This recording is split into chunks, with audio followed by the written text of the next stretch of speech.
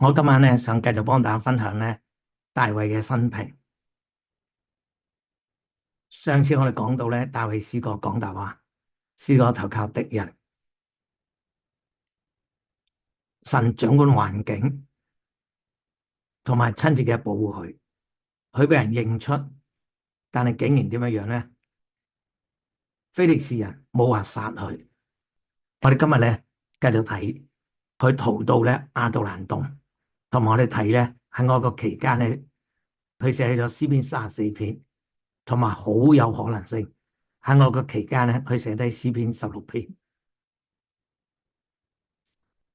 撒母耳記上22章第1節至第2節咁樣講，大衛就離開那裏，逃到亞杜蘭洞。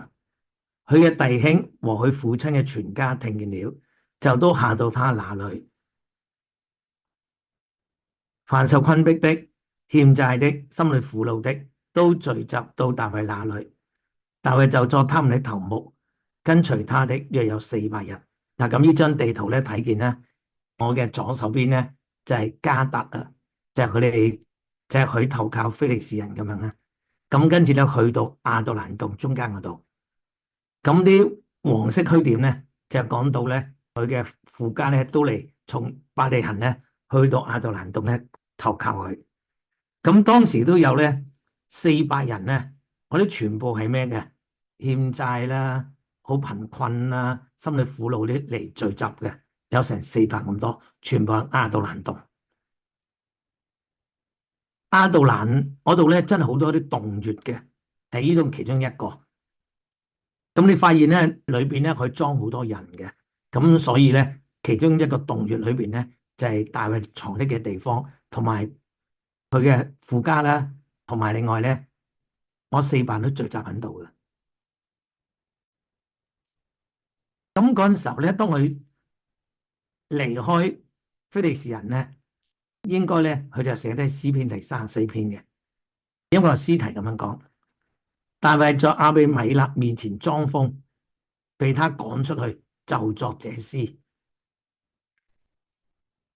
佢裝瘋被趕，但係咧我刻咧佢就作呢首詩歌。你發現咧，大衛真係一個咧係好經常係親近神嘅人嚟嘅。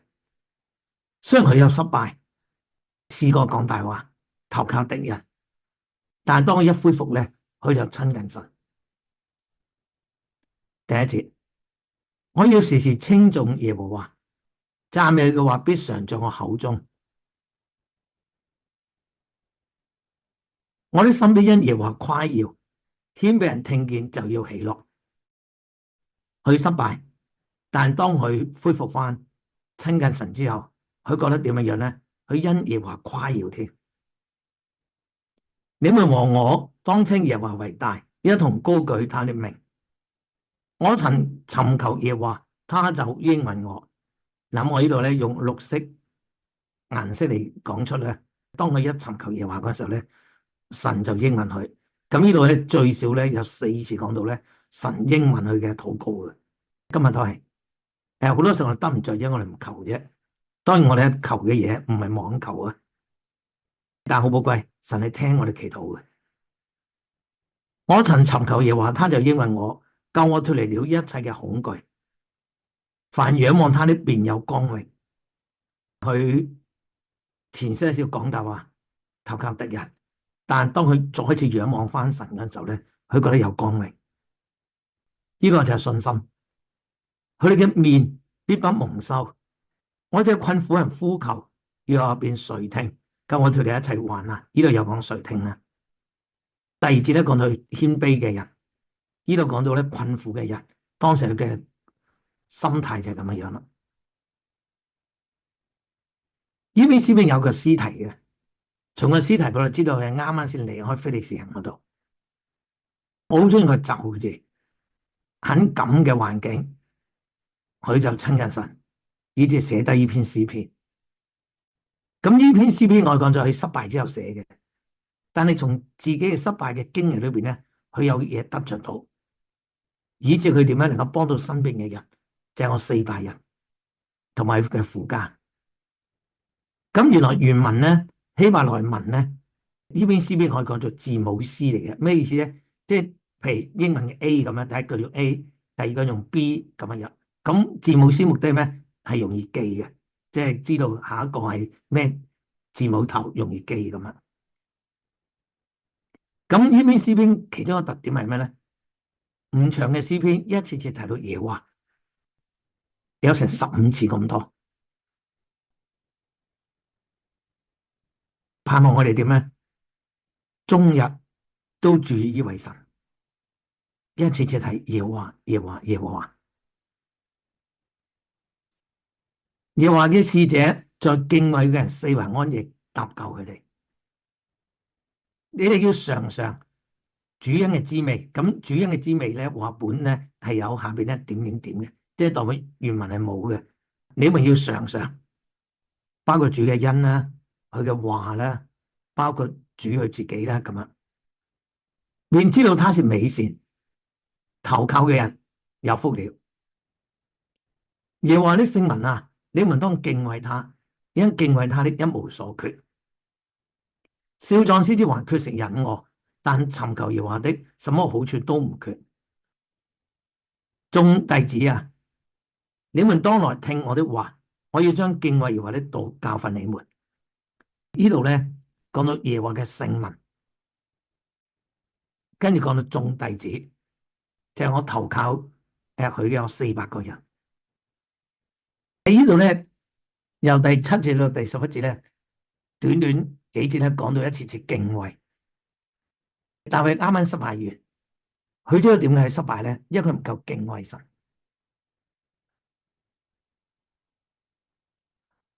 你哋要嘗嘗話本一家主人嘅滋味，我講過啦，原文係冇嘅。你們要嘗嘗，便知道他是美善，投靠嘅有福了。今日我哋真係唔係淨係單聽聖經、聽信息、聽人點樣講，或者自己識講。我哋今日最重要親自點咧，係親近神。當我哋親近佢嗰陣時候，我哋真係嘗到。正如我哋食嘢，真係食落去係嘗到嘅。就算係講一樣食物，你睇好多書，但係你冇試過嘅話咧，你冇辦法都體會到我種嘅味道係點嘅。希伯來書咧第6章都咁講啦，並嘗過神善道嘅滋味，係嘗過。覺悟來世權能的人，但可惜，呢班人都係不信嘅。彼得前書2章第3節講：你們要嘗過主恩嘅滋味，就必如此。但係彼得前書講咩？即係你試過咁，你就一定會係咁嘅。弟兄姊妹，今日真嘅喺我人生咁多年嘅經歷裏邊，最吸引我係乜嘢咧？就係當我親近佢嘅時候，佢就親近我，佢聽晒我嘅祈禱，我喺佢面前可以傾心吐意。有啲嘢我唔能夠同任何人講，我可以同佢講。佢係我全知嘅知己，佢知道晒我所遇嘅一切嘅嘢。當我讀佢話嗰陣時候，佢同我講說話，滋潤我嘅心，俾我有力量。我鼓勵到中間每一個真係上。頭先講有耶和華嘅使者，四圍嘅安營。咁有一次咧，雅各咧逃避佢哥哥啊，但係點樣樣咧？雅各仍舊行路，神嘅使者遇見他，雅各看見他就說：這是神的軍兵。於是給那地方起名叫馬哈念，馬哈念就係咩咧？義軍兵嘅意思。雅各孤單嘅逃避佢哥哥，但好寶貴，神竟然點樣樣咧？派啲使者護衛佢，以致佢話咩係神嘅軍兵，甚至係義軍兵嘅意思。聖經暗示咧，我哋每一個信咗主嘅人都有一個天使保護我哋。有陣時點解有啲災禍我哋能夠逃避咧？可能就係天使嘅幫助，佢係靈，以至能夠快速火熱嘅咁樣幫我哋。頭先講過係一無所缺嘅，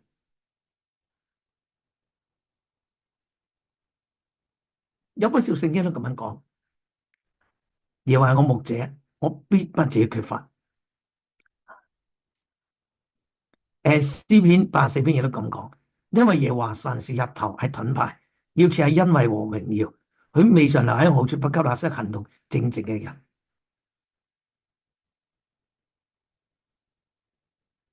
馬太福音亦都咁樣講，你要先求佢嘅國和嘅義，這些東西都要加給你們了。我哋遲些少咧，會有啲特別嘅聚會，特別鼓勵弟兄姊妹咧往普天下去。我承認嘅，一個人從一處地方移過第二笪地方，係絕對唔容易嘅。就算第二笪地方好多好多好嘅嘢，都係唔係容易嘅。我覺得點樣能夠令一個人移動咧？只能夠第一睇到神嘅愛，願意有回應，另外知道神嘅心意係點，有異象，明白嘅旨意，同埋另外有信心，知道乜嘢咧？先求佢國同佢嘅義，這些東西都要交俾佢哋。如果唔係嘅話，就算講好多好多嘅嘢，我覺得都唔係容易。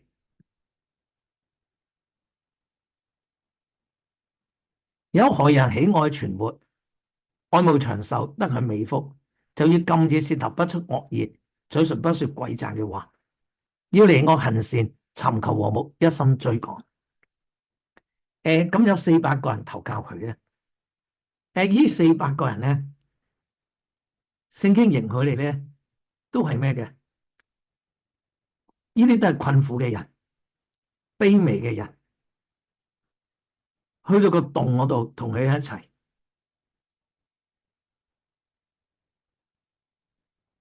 13、14節咧，好似大衛要呢班人提醒佢哋，第一，禁止佢哋舌頭唔出惡言。因為我班都係個個都未必係咩嘅，都係困苦嘅，唔好用惡言毀謗攻擊或者講其他嘅人，嘴唇唔說詭詐嘅話，聚埋一齊唔好講詭詐嘢，要離惡行善，特別要點樣尋求和睦，一心追趕，要尋求和睦，並且喺呢件事上邊係一心咁樣追趕，追趕咩？追趕和睦。以至400人同大衛能夠好和睦嘅相處，一齊點樣尋求神，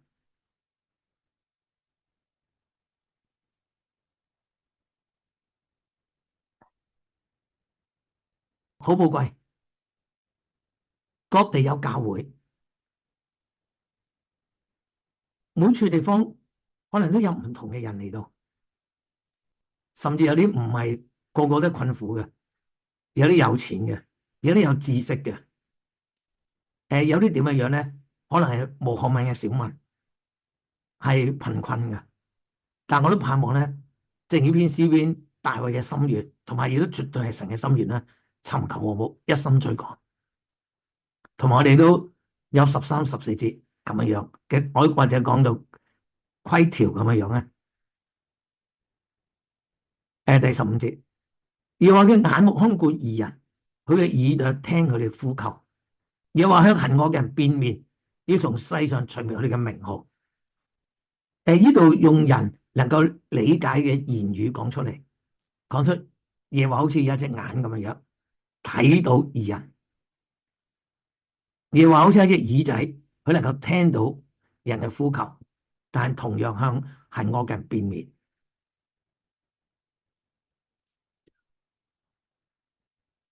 義人呼求耶和華聽見咧，呢度又再講到聽見啦。第15節都講到聽到，便救他們脫離一切患難。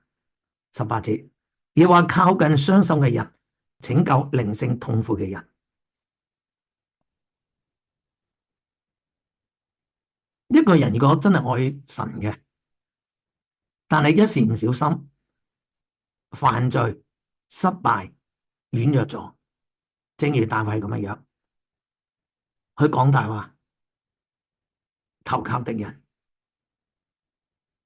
我想當佢回轉嗰陣時候啊，佢係好傷心嘅，因為佢覺得點解會咁樣做咧？但係好寶貴，神竟然靠近呢啲嘅人，同埋拯救靈性痛悔嘅人。佢唔知悔改並痛悔，真係好徹底嘅悔改，但係神要拯救佢。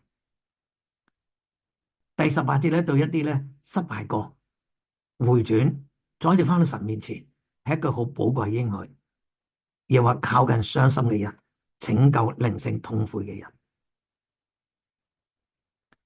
義人多有苦難，但又話救佢脫離這一切。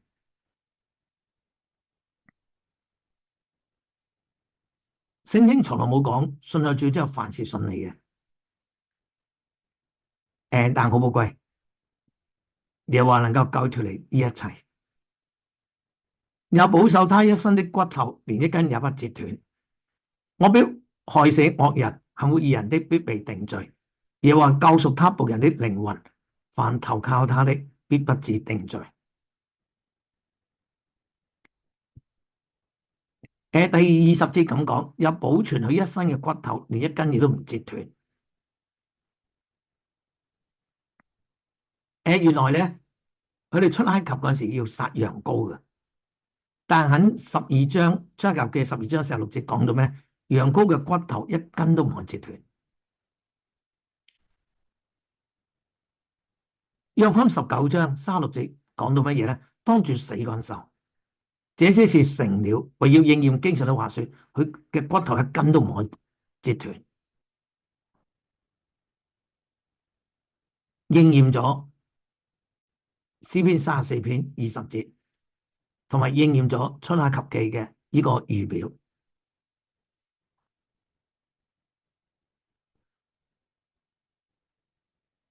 好寶貴。今日我哋去骨中嘅骨，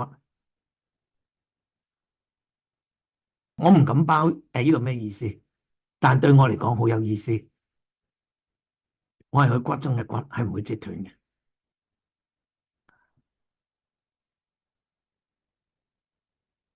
頭先我講過啦，第4、第6、第15、17節咧，講到英文禱告，我鼓勵大家真係每日多啲喺神面前禱告。我哋得唔着，因為我哋唔求啫。另外有幾節都講到一切嘅，英文更加多 all 呢個字。如果英文嘅聖經，大衛真係好有信心。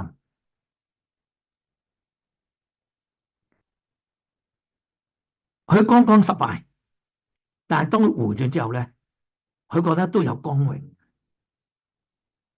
呢個就係信心。我哋失敗咗，唔好再一味望翻轉頭，望翻自己失敗，或者懼怕前面有咗失敗。我哋應該點樣咧？盡快親近翻神，並且相信點樣？前面仲有榮光嘅，仲有光榮嘅。正如林後3章18節咁樣講，我哋眾人既然敞著面都看見主嘅榮光，好像從鏡子裏反照，就變成主嘅形狀，並且喺榮上加榮，如同從主嘅靈變成的。魔鬼會控告我哋，當我哋失敗咗之後，會叫我哋點樣咧？可能對前面咧，可能都有陰影嘅。盼望我哋點樣咧？應該咧，重新係悔改，翻到神面前，並且相信點咧？能夠重新係有光榮嘅。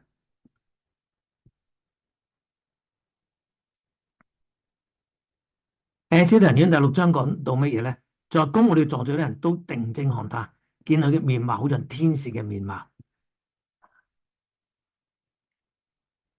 好似天使嘅面貌。摩西點咧？神同佢講說話之後點啊？佢就發了光，面皮。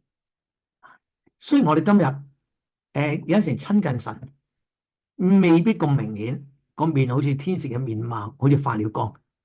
但真嘅，當親近神之後，發現有陣時個樣都有得變嘅，多咗喜樂啦，冇咁憂愁啦，冇咁愁困啦，但仗住心力，我咁樣形容，有陣時好似點樣，好似沖咗涼一樣，重新喺度更新。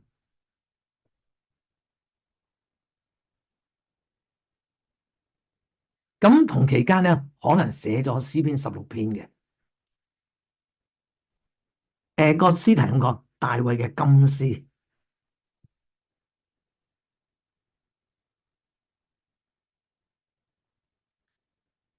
屬靈嘅詩點能夠產生呢？有人咁樣講，係因為呢個人喺神面前受聖靈嘅雕刻。今日我哋最重要，我哋呢個人係點係最重要嘅？神俾我哋能夠一齊同佢同心，一齊侍奉。但係最重要就係我呢個人係點啊？神有陣時只不過透過侍奉，去更厲害咧，透過聖靈雕刻我呢個人。喺侍奉裏邊，難免有陣時會點樣俾人誤會啦，難免可能全部係你俾出嚟啦。難免係受苦嘅，有難處嘅。但係呢個人就喺神面前有好多咁嘅經歷，你願意忍受，你因為愛主，你願意點樣樣咧？越過山車難處，以至點樣有啲非常深切嘅體會，並喺神面前流露出嚟。呢啲就係屬靈嘅詩。詩唔係乜嘢咧？唔係因為文采叻，有啲人文采好叻嘅，真係出口成文嘅。唔係因為睇得世人嘅詩多，好文筆嘅嘢，以至作出嚟，而係首詩係有好深嘅經歷，係有經歷嘅。你能夠講得出呢一句，點解你咁樣寫嘅？感謝主都俾我寫過不少嘅詩歌啊。有啲詩歌咧，有一兩句咧，可能係成首詩裏面一兩個特別深刻嘅，因為係點咧？係我經歷過，然後寫出嚟嘅。有啲歌能我講翻俾你聽，如果可以嘅話，可以講翻俾你聽，點解能夠咁樣寫？呢篇詩篇亦都可以講做咧彌賽嘅詩篇。點解咧？因為後尾我幾節咧，新約有引用到嘅，就講出預言到主嘅復活。所以成篇詩篇一來係大衛寫嘅，大衛經歷；另外都可以講做咩？係主佢一生喺地上一切嘅經歷嘅詩嚟嘅。呢篇詩篇叫金詩，有兩個意思。第一，好似金咁珍貴、咁貴重，所以可以咁講係大衛所特別寶貴嘅一篇詩篇嚟嘅。第二個意思，好似今次經過煉淨一樣，係講出大衛經歷所得嘅。所以具有深而隱藏嘅感受嘅詩嚟嘅。就算係第一句，神啊，求你保佑我。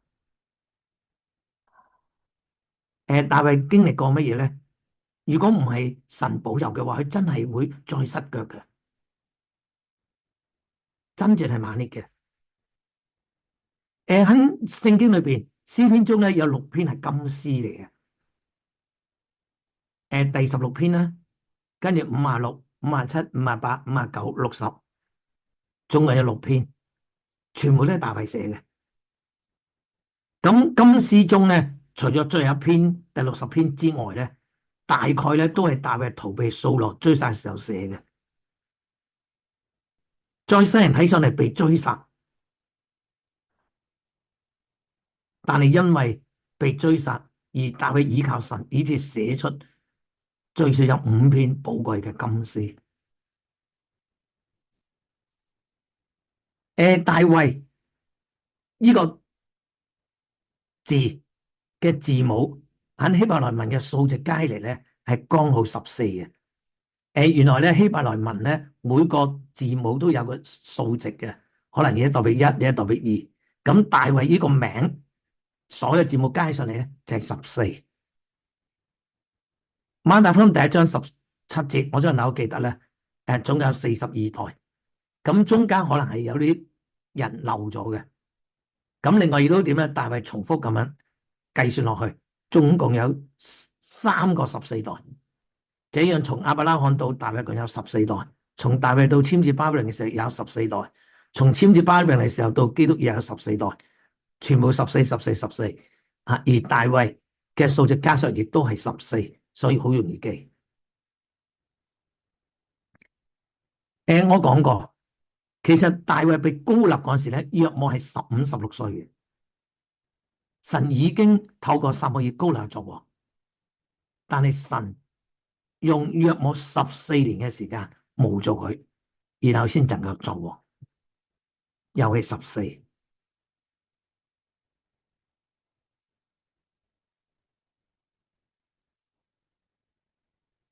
今日喺地上，我哋一信主，經阿爸嘅仔女，我哋君尊嘅祭司，但住喺地上，容許我哋經過地上，冇做我哋，可以講到地上一間乜嘢作王嘅學校，訓練我哋點樣作王，日後我哋能夠作王。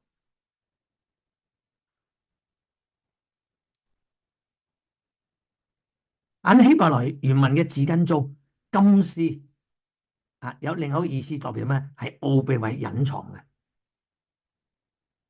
原來大衛喺神面前學到一啲別人唔知道嘅功課。雖然撒母耳記上下同埋有不少聖經講出大衛嘅生平，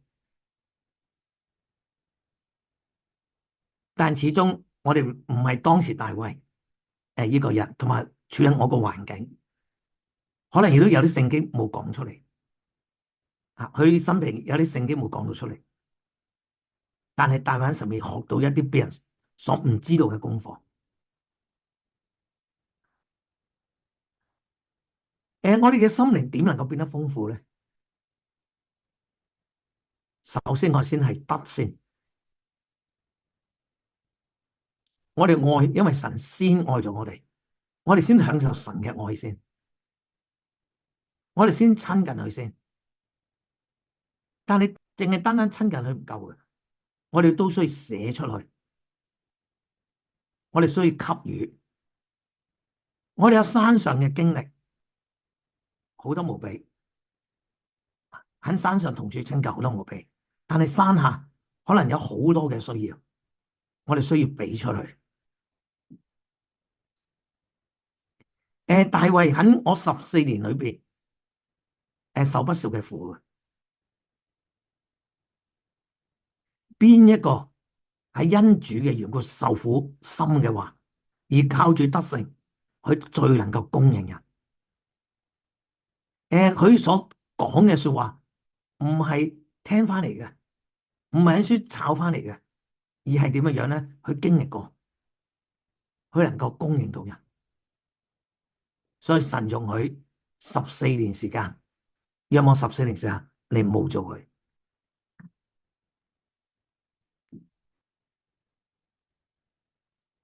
撒母耳已經膏立作王，但佢再等14年先能夠做王。喺呢14年裏邊，大衛信心能夠得勝，亦都因佢親近神，有信心親近神，佢品格上面能夠得勝。今日喺信心上同喺品格上得勝，先至係王者嚟嘅。我哋以後睇落去，神2次把掃羅交喺大衛手裏邊。佢絕對可以殺掃羅嘅，一係掃羅先殺佢先啊嘛，先追殺佢先啊嘛。但佢2次都冇親自殺掃羅，因為掃羅仍然係神膏立佢作王嘅一位。佢知道如果神取回掃羅王嘅性命係好容易。大衛點樣樣咧？神兩次把掃羅放喺大衛嘅手裏邊，大衛有兩次咧把掃羅放回神嘅手裏邊。大衛同掃羅王講，將佢點樣引翻到神嘅手嗰度，但係都唔能夠幫到掃羅王。可以咁樣講，喺大衛作王之前，大衛經過信心嘅熬煉同埋品格嘅試煉，主出嚟公開傳道，有登山寶訓。主點講咧？一人打呢塊面，你轉過嚟，俾第打另外一面。人哋叫你勉強你走一里路，你走兩里路。要你一件衣服，你俾第二件衣服。今日一個人能夠品格上面得勝嘅，能夠信心上面得勝嘅，呢個先係王者。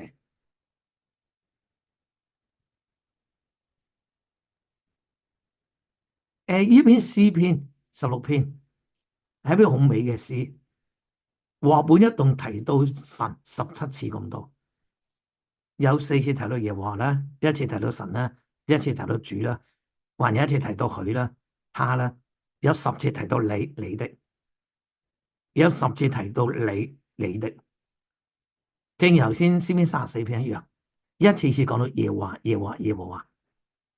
呢篇詩篇一次次提到神。當大衛失敗之後，佢悔改翻到神面前，佢講做神就佢整個嘅眼目嘅中心，心思嘅中心。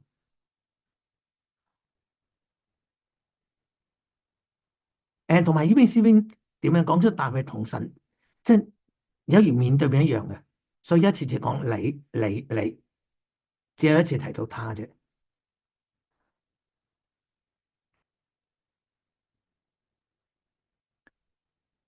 喺第二節我哋講，我嘅心啊，你曾對耶和華說，你係我嘅主，我好存唔喺你以外。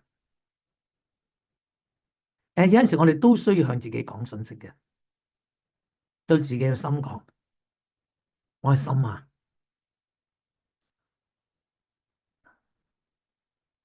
點樣。正如詩篇42篇啦，同埋43篇啦，我的心啊，你為何憂悶？為何在我裏面煩躁？應當仰望神，因為我還要稱讚他，他喺我面上嘅光榮係我嘅神。有陣時我哋需要自己勉勵自己嘅，我要重新起嚟，我要重新剛強。我本來以前嘅英文名咧叫路加嘅 Luke，後尾我覺得我需要處理事好多嘅，我覺得有陣時我太過溫柔，所以我改名叫 Lion 獅子，勉勵我係要剛強啲。有陣時你需要同自己講嘢，我就係 Lion，我就係獅子。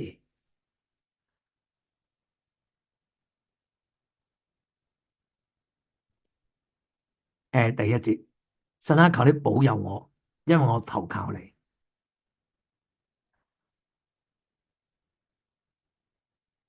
當我哋信咗主，經已參加一場屬靈嘅爭戰，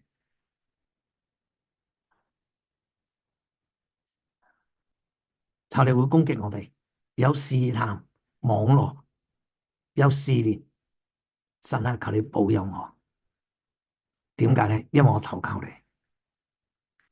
我嘅心啊，你曾對耶和華說，你係我嘅主，我好存唔喺你以外。論到世上嘅聖民，他們又美又善，是我最喜悅的。以別神代替耶和華的，他們的愁苦必加增，他們所曉定的缺我不獻上，我嘴唇也不提別神的名號。咁點解呢篇詩篇咧，可能係喺同期寫咧？因為呢度提到咧，論到世上嘅聖民，同詩篇34篇差不多。因為當時咧有400個人投靠佢。今日講過呢篇詩篇係彌賽嘅詩篇，呢個亦都可以講到主喺地上嘅一生，好寶貴。主點樣論到我哋咧？論到世上嘅聖民，佢哋又美又善，係我最喜悅嘅。弟兄姊妹，我哋應該要從神嘅眼光睇到自己，睇到每一個嘅弟兄姊妹，又美又善係最喜悅嘅。我哋每個都係新造嘅人，每個都係主全然美麗嘅佳偶。聖經用不少嘅篇幅講出，當我哋一得救之後，我哋嘅改變係點？神喺我哋心中做咗好大嘅工，呢個唔係靠我哋自己，係神呢個救恩嘅浩大。特別我中意以弗所書第2章第10節度講，嗰度咧講出乜嘢咧？我哋原係所做嘅，個工作咧係乜嘢咧？講出啲應該原文好似一首詩嗰個詩字，一個藝術品嚟嘅。我哋每一個都係嘅藝術品，佢嘅情感放喺度嘅，係最喜悅嘅。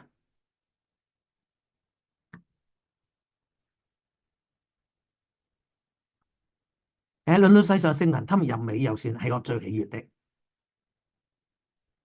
約翰當佢年老嗰陣時候寫低《約翰一書》，佢講到乜嘢咧？其實照讀呢啲聖經，你讀到嘅意思出嚟嘅啦。人有一說自己在光明中，卻恨佢嘅弟兄，去到如今還是在黑暗裏。愛弟兄就住在光明中，在他並沒有半點嘅緣由。呢度講到乜嘢？點樣證明一個人係咪喺光明中咧？如果繼續恨弟兄嘅話，佢仲黑暗裏邊。倒翻轉頭，愛弟兄咧就住喺光明裏邊，同埋佢唔會有半點嘅緣由，佢唔會俾人半點啊，佢都唔會自己半點自己嘅。3章第10節，從這就顯出誰是神嘅兒女，誰是魔鬼兒女。凡不行義的就不屬神，跟後邊不愛弟兄的也是如此。我哋同世人最大嘅分別係乜嘢咧？教會就係神嘅兒女聚埋一齊，中間有愛，連主都叫佢又善又美，係最喜悅嘅。主用寶血買翻嚟嘅，點解我哋唔欣賞佢咧？唔愛佢咧？約一書3章14，我哋因為愛弟兄，就曉得係已經出死入生了。沒有愛心的，仍住在死中。如果我哋愛弟兄嘅，好明顯，我哋知道我哋已經出死入生。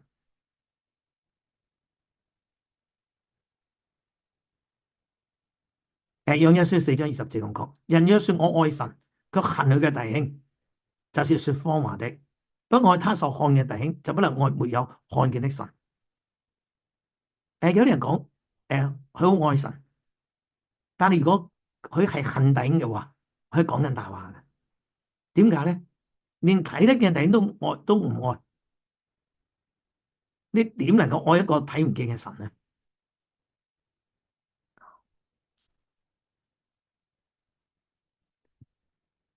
詩篇16篇第5節，耶和華係我嘅產業，係我杯中嘅分，我所得的，你為我持守。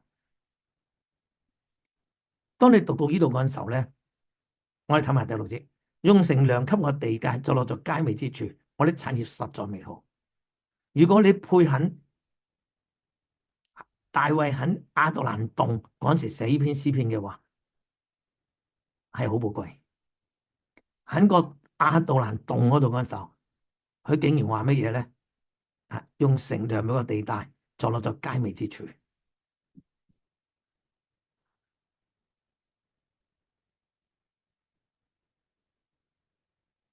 主佢自己降生馬槽，喺拿撒勒長大，被人輕看嘅地方，佢都覺得乜嘢咧？天父用乘涼俾佢哋嘅，就落喺佳美之處，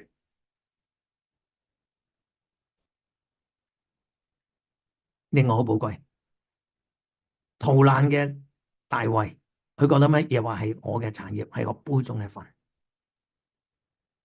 另外，我所得的，你為我持守。大衛嚟講，我肉身嚟講，佢排第八嘅，即係有7個兄弟咁樣。以前嚟講，長子係能夠得雙份嘅，我諗佢所得嘅應該好少嘅啫。但係好寶貴啊！最嬲佢能夠作王，我所得的，你為我持守。第七節，我必稱頌那指教我的耶和華，我的心腸在夜間也警戒我。頭先嗰種乘涼給我地價，在落加美超咗我讚，實在美好啊！類似呢啲聖經咧，近期一次次提醒我嘅。我盼望每個人知道，神量俾我哋每個人有唔同嘅界限，最重要我哋守住呢個界限。有陣時我哋點解出現問題咧？就我哋越過我哋界限。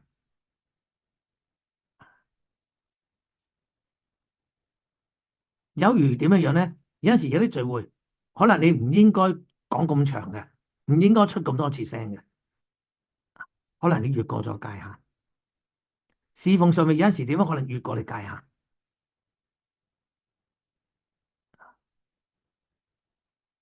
羅馬書12章點講咧？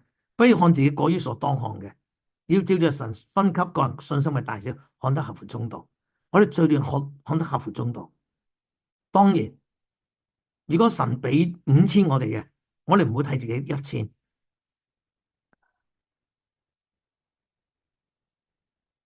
林後第10章，保羅咁講：我哋不願意分外誇口，照神所量給我哋嘅界限，溝到你們那裏。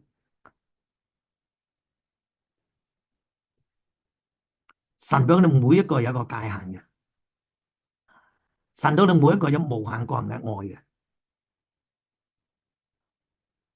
我哋最重要按照我哋界限嚟咁樣侍奉神，將來就能夠得賞賜。我將耶和華神擺在我面前，因他在我右邊，我便不致搖動。因此我心歡喜，我靈快樂，我肉身也要安然居住。因為你必不將我靈魂撇在陰間，也不叫你聖者見朽壞。你必將生命嘅道路指示我，在你面前滿足喜樂，在你右手中有永遠嘅福樂。第8至第10節咧，彼得用當時嘅譯本咧，70士譯本啦。喺使徒行傳第2章五旬節降臨嗰陣時候咧，就用呢啲聖經咧講出預言到咧基督復活呢方面。保羅亦都咧喺第10節咧嚟指出乜嘢？基督復活咗。喺使徒行傳第13章裏有記載，主擔當世人嘅罪，但佢都係聖者嚟嘅，因為佢係擔當世人嘅罪，佢自己一生冇犯過任何嘅罪。我將耶和華神擺喺面前，因為喺右邊，我便不致搖動。嗱，咁以前嘅嗰啲士兵啊，係左手揸住個盾牌嘅，佢一排一排咁嘅樣。咁換句話講咧，佢個盾牌咧能夠咧係保護咧隔籬有個嘅右邊嘅。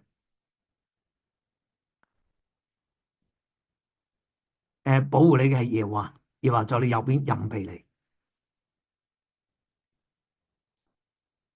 我將耶和華神擺喺我面前。英文聖經點講咧？I have set the Lord always before me。常係 always set。